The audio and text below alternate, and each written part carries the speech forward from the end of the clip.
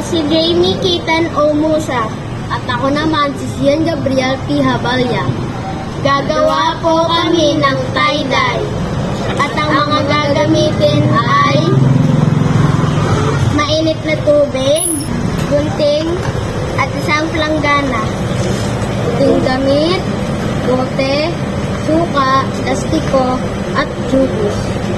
Ang una po nating gagawin ay lalagyan po ang mga bote ng mainit na tubig.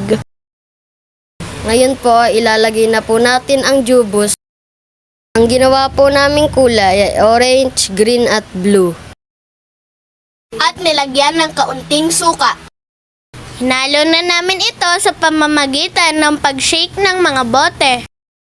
Hinanap na namin ang gitna ng t-shirt bilang tanda kung saan namin ito papaikutin.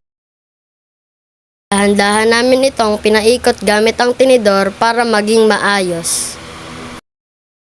At ang maiikot na namin ito ay nilagyan na po namin ito ng lastiko.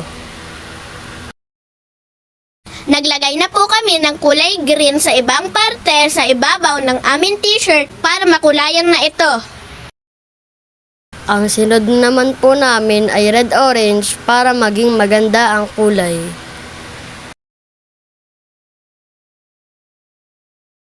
Binaliktad po namin ang damit upang lagyan ito ng kulay blue polka dots, tapos inulit lang po namin ang proseso.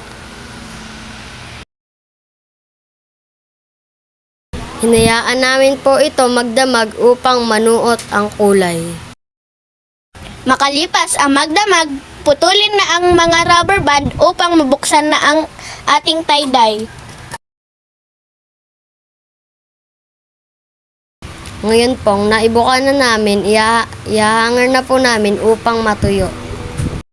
Ito po ang aming ginawang tie-dye.